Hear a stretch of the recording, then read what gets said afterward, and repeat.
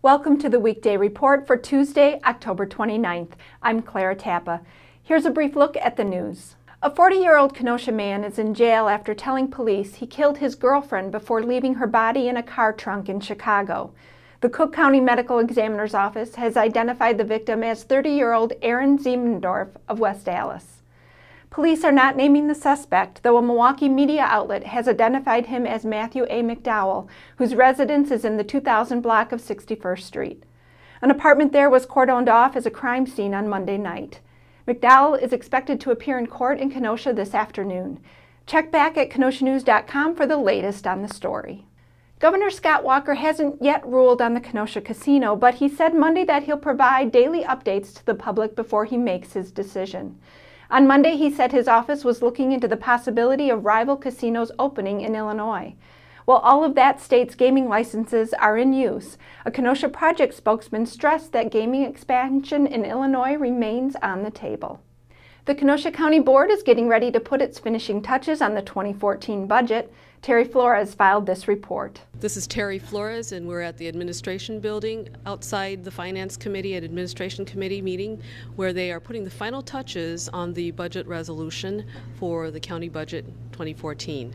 Among the highlights discussed in hearings include a 13-cent increase in the pay for corrections officers beginning in January, a 1.5% increase in pay for elected officials, including the county executive, clerk of courts, and sheriff, establishing infrastructure for free downtown Wi-Fi. The budget is expected to increase from $192.2 million this year to $195 million next year. The levy would increase by 1.85% from $58 million to just over $59 million. As proposed, an owner of a home valued at $100,000 would pay $516 in taxes to the county next year. For the Kenosha News, this is Terry Flores. Thanks, Terry.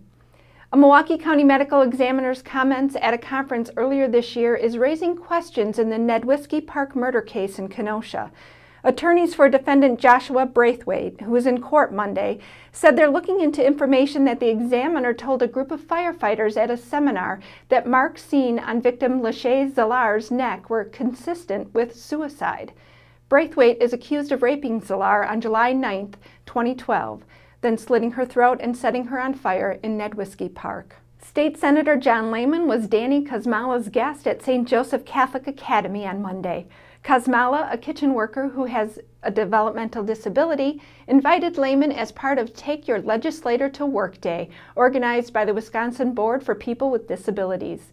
Kosmala, who lives in a Racine group home, said he wanted Lehman to know that there are people like him out in the community working. Lehman, whose own daughter has a developmental disability, encouraged Kosmala to keep up the good work. What's trending today?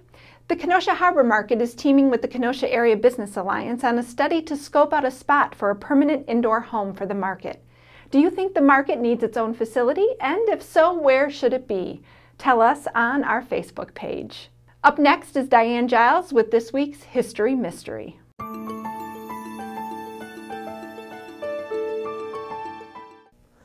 Classes were done for the day at the Episcopalian Kemper Hall School for Girls on Kenosha's lakefront on January 11, 1923, when a fire broke out that threatened the entire complex.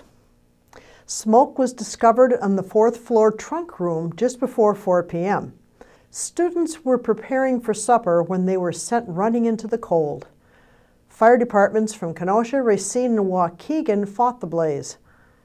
Amy Wells begged Deputy Sheriff Walter Wells to go into the burning building and find her stocking hidden in her closet that held her diamond jewelry, worth about $500. That'd be worth $6,835 today. He saved the jewels as the dorm room was later found in ruins. I'm Diane Giles for the Kenosha News. Thanks, Diane. Now here's a look at what we're working on today. Joe Ward is checking on the status of the new Meijer store development on the west side.